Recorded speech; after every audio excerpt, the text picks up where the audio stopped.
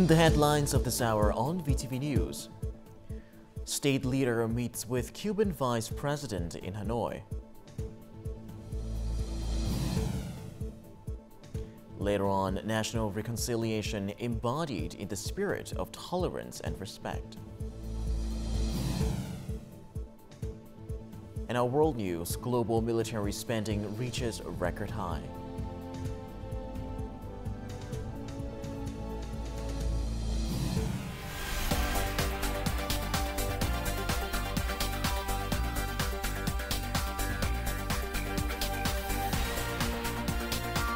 Broadcasting from Hanoi, the capital of Vietnam. VTV News starts right now. Good morning. It is currently 8 a.m. local time and you're tuning into 30 minutes of VTV News. I'm Lin Lei with the latest updates. Now on Wednesday morning, meeting with Cuban Vice President Salvador Vandet Mesa, Party General Secretary Telecom respectfully conveyed his regards and thanks to the Cuban party and state leaders for sending a high-ranking delegation to Vietnam to share joy with the party, state, and people of Vietnam, emphasizing that Vietnam always respects and remembers the solidarity and wholehearted support, both spiritual and material, that Cuba has given to Vietnam in the past struggle for national liberation and reunification, as well as in the current cause of national defense and construction.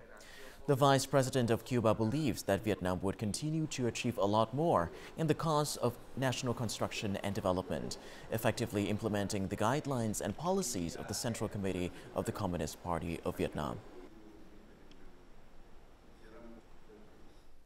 Prime Minister Pham Minh Chinh welcomed the Tanzanian Foreign Minister and thanked Tanzania for supporting Vietnam's independence and development. He proposed increasing high-level exchanges and hoped to soon host the Tanzanian President and Prime Minister in Vietnam. The Prime Minister highlighted the need to strengthen bilateral cooperation and support each other in accessing the ASEAN and East African markets. He also encouraged continued support for Vietnamese enterprises in investing in Tanzania. Tanzanian Foreign Minister Mahmoud Kombo, sharing in the joy of the Vietnamese people on this important day, expressed his admiration for General Secretary Telecom's strong message during the ceremony regarding Vietnam's future development and its responsible commitments to the international community.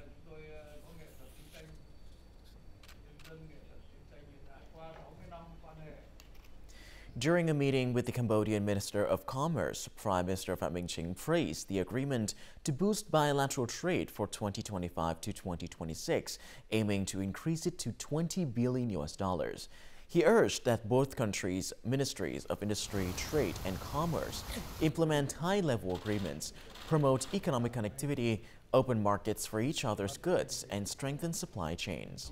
The Cambodian Minister of Commerce conveyed Prime Minister Hun Manet's congratulations to Prime Minister Pham Minh Chinh on the 50th anniversary of the liberation of the South and national reunification, affirming their commitment to further strengthening economic and trade cooperation.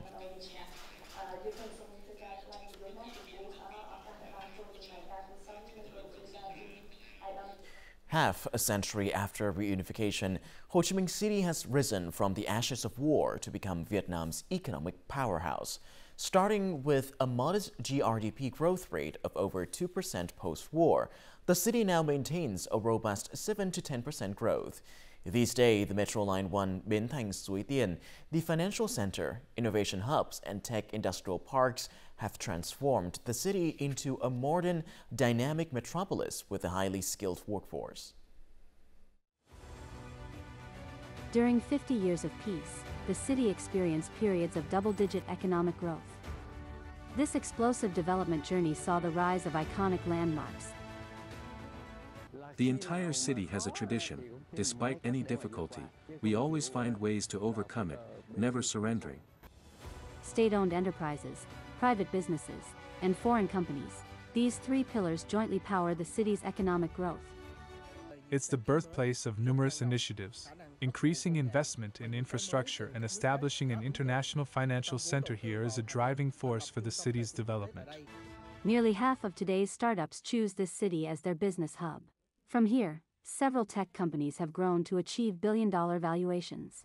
Together with Barria, Vung Tau and Ben Xoang provinces, Ho Chi Minh City's combined economy represents approximately a quarter of the country's GDP. I'm confident that Ho Chi Minh City will be a key engine for the country's growth and progress. Overseas Vietnamese also serve as a source of strength, maintaining their ties to the homeland. I hope to become a bridge that helps harness the contributions of overseas Vietnamese intellectuals, many of whom are professors and hold important positions in foreign organizations.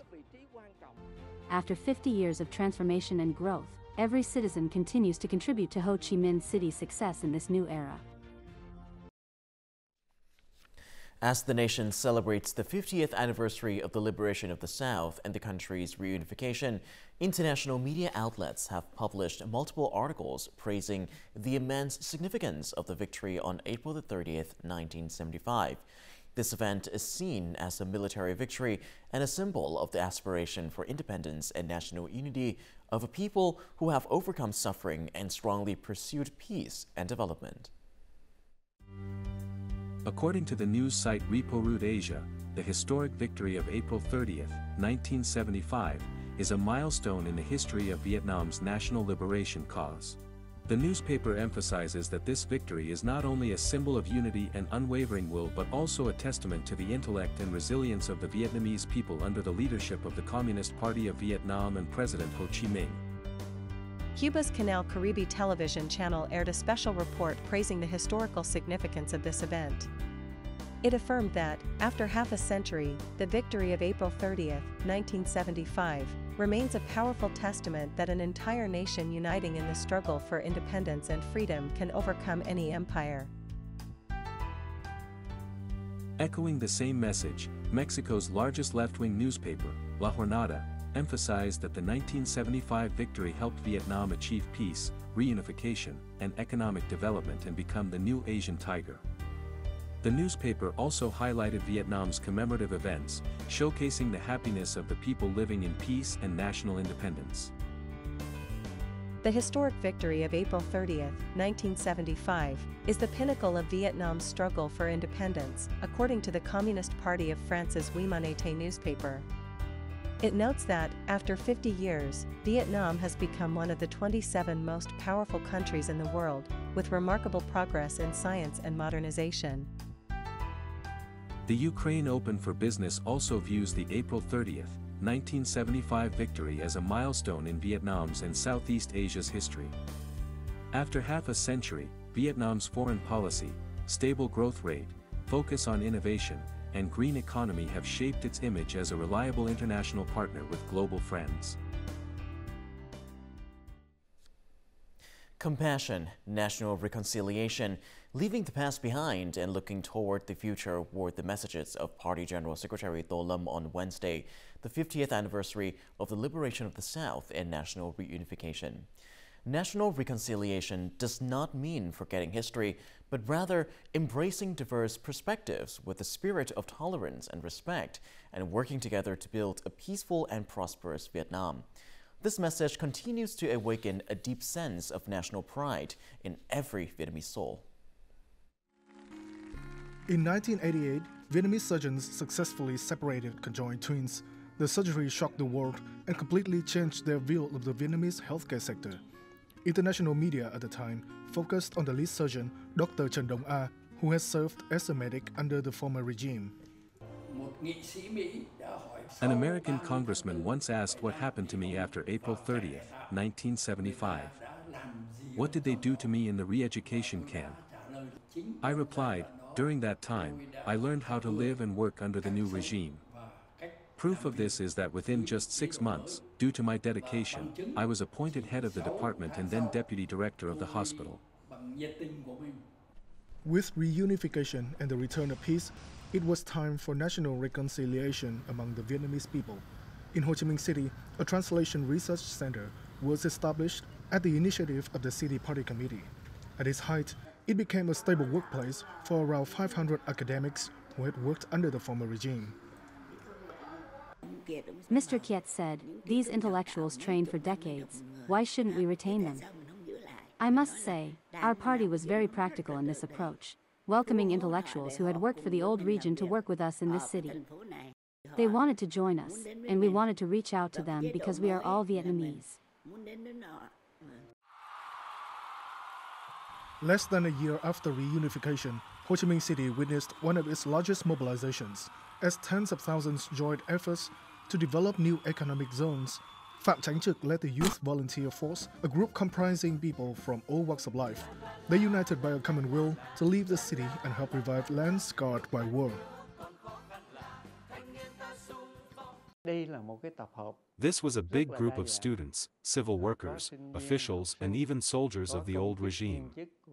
This was truly national reconciliation in action.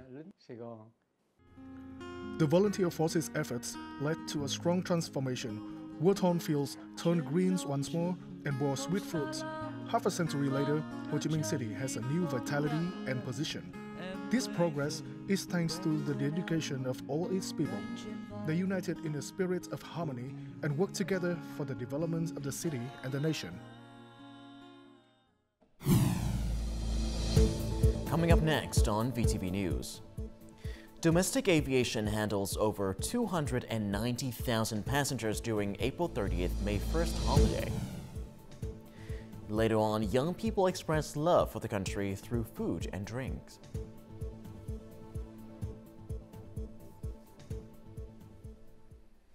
When it comes to business, it's crucial to choose a smart location with global impact. And Vietnam might just be the location for you. Connect worldwide to advanced logistics networks. Smart hub for technology and innovation. A dynamic business ecosystem. An environment with a competitive edge.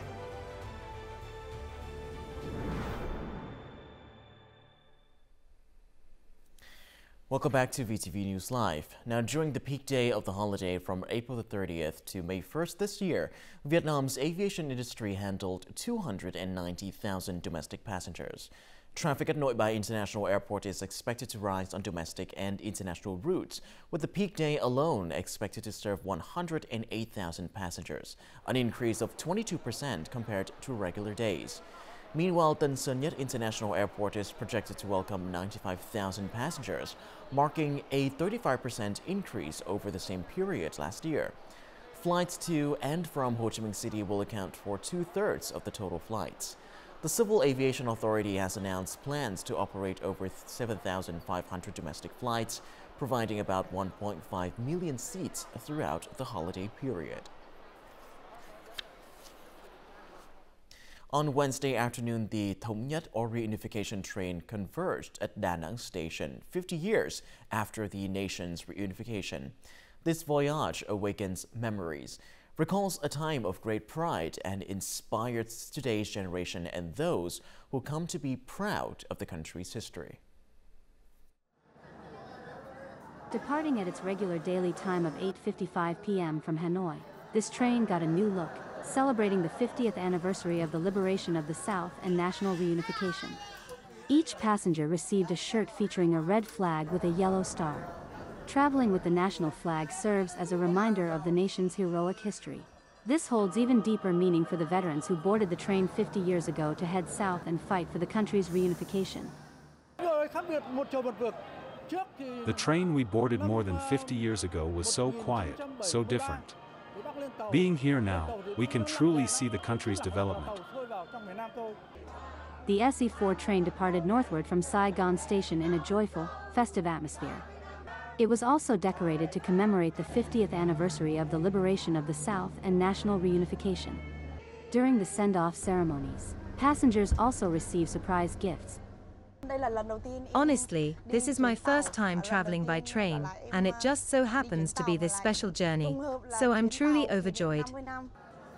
400 passengers disembarked at Da Nang Station, while 500 others continued their journey northward and southward. We witnessed the sacred moment of a train carrying a special mission. We want to spread the pride and spirit of the day the country was reunified. Because over a year later, the North-South Railway was restored. At every station, people warmly welcomed our train. This is truly a great source of pride for our nation's reunification day. the two trains meeting represents the reunification of our country and its growth over the last 50 years. Traveling on this train is an honor and a source of great pride. Today, the Reunification train not only carries passengers but also pride and a strong belief in the future. It is a journey that awakens the soul of the nation, from the train tracks connecting the land to the beating hearts united by the shared aspiration for Vietnam. In April, historic sites across Ho Chi Minh City have seen a steady flow of visitors. Tourist numbers at key locations such as the Cu Chi Tunnels, Ganza District, Independence Palace, and the secret bunker of the Saigon Commandos have risen by 20 to 30% compared to the same period last year. These sites are welcoming an average of 7,000 visitors daily. Hotel bookings in the city have increased by 30 to 40% compared to the same period last year. Domestic airlines plans to operate over 7,500 domestic flights during the 10-day period from April the 25th to May the 5th. Meanwhile, interprovincial bus stations in Ho Chi Minh City expect to serve an average of 110,900 passengers per day, representing a 9% year-on-year increase. These days, the national flag is present everywhere. Cuisine, one of the simplest and most familiar languages, has now become a gateway, bringing the values of history closer to everyone. The homeland's history can be told through the pages of history and heroic battles, but it can also be felt through today's generation's creativity, love, and gratitude. The national flag has appeared everywhere in the country, on every cup of coffee and on every street corner. Driven by patriotism, we want to spread love for the country more easily. Everyone is excited. Each person wants to contribute in their own way, encouraging others to express their love for the country during these special days. I'm so happy I learned how to make a national flag cupcake today. I'm proud to be Vietnamese. At this workshop, children carefully knead the dough, whip the cream, and make cupcakes in the shape of the national flag. Through activities like this, history is felt through the books, the fragrance of sticky rice, the sweetness of the fruit, and the pride in each little cake. When I told the children to make cupcakes shaped like the national flag, they were very happy and paid great attention to details. I love their spirit.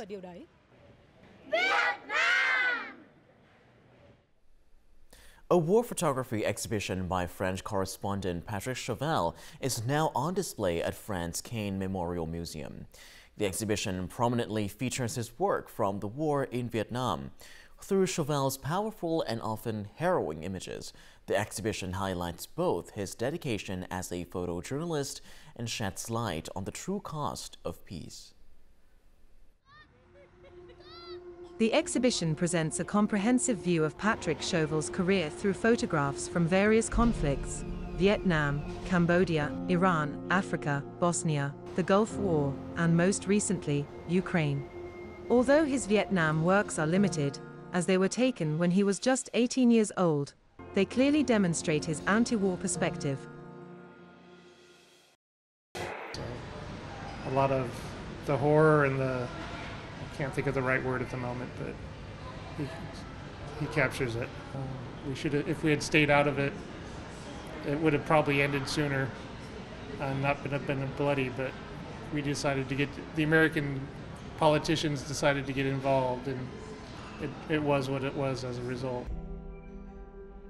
Patrick Chauvel's photographs from South Vietnam capture the anguish of civilians and exhausted, battle-worn soldiers, revealing his early anti-war perspective.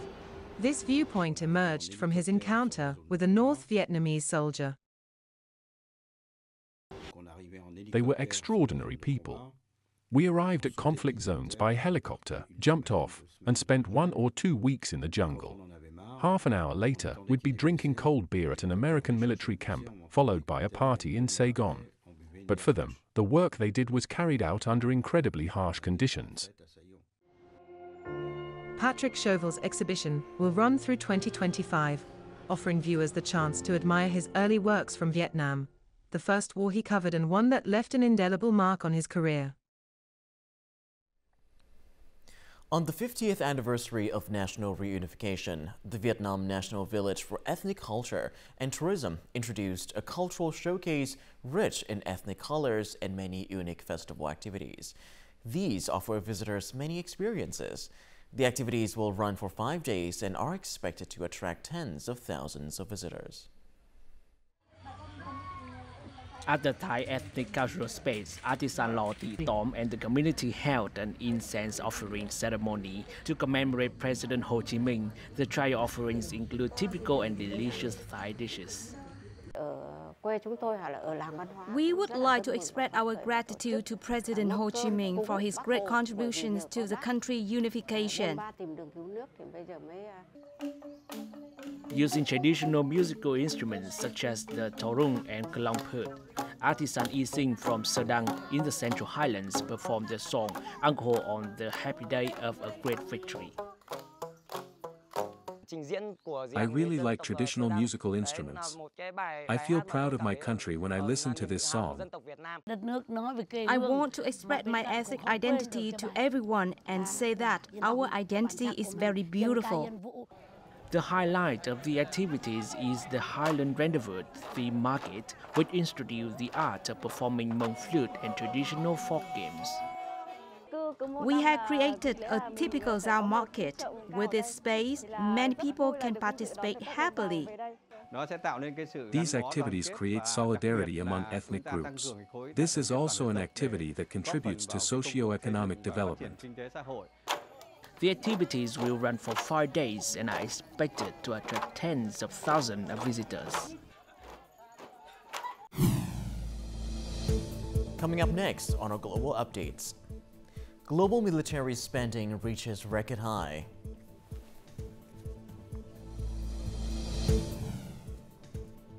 And later on, Russia rehearses parade for celebrate the 80th anniversary of victory.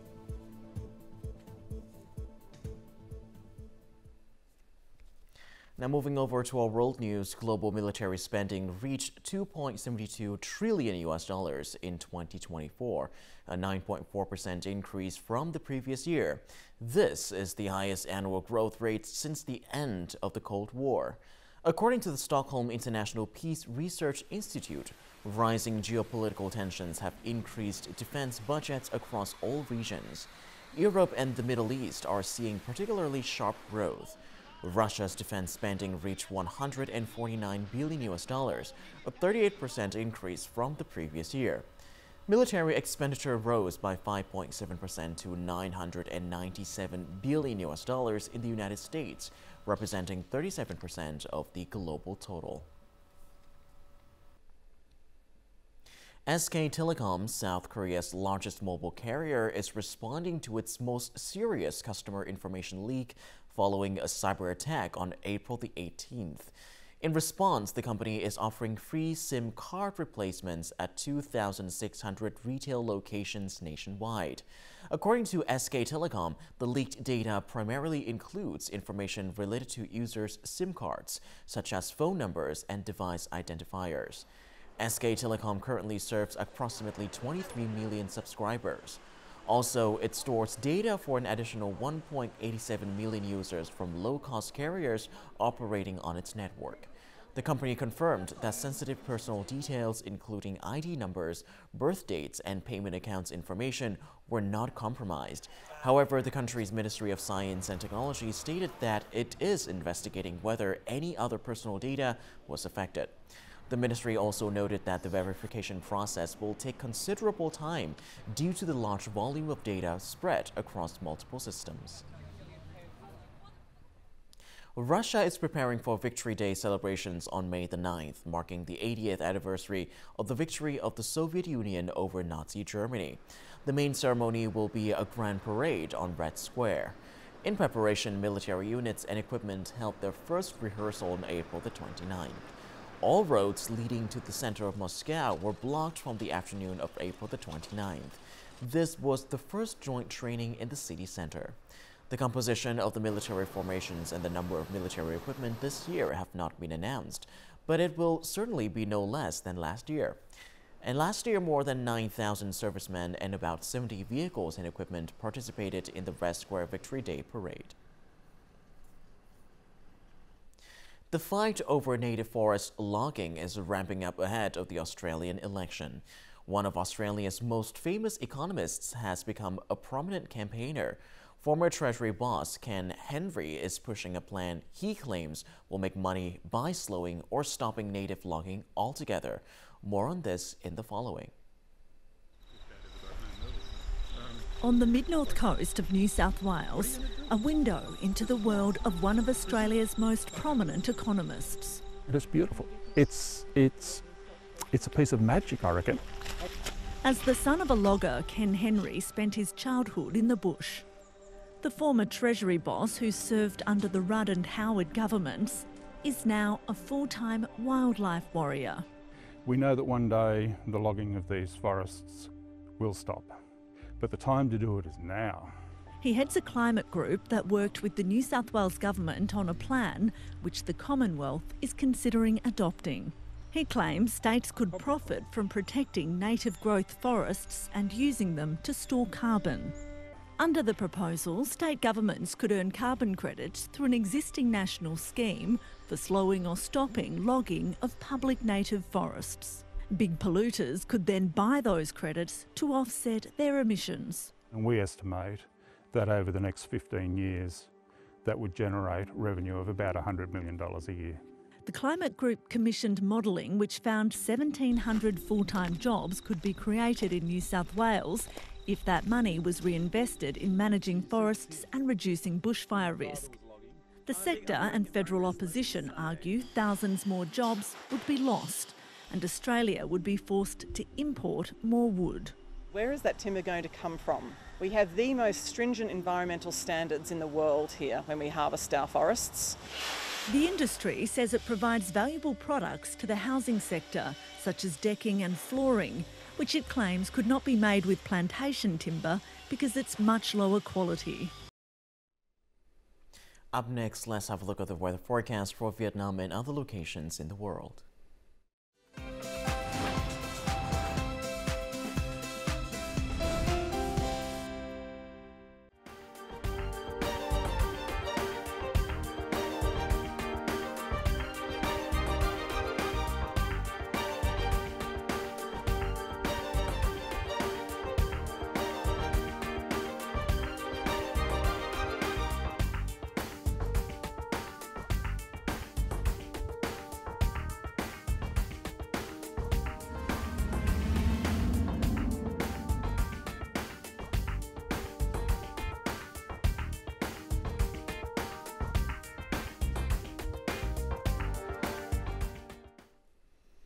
And that is all that we have this hour on VTV News. To rewatch our program, you can visit our website, our YouTube channel, or download the mobile app VTVgo for more.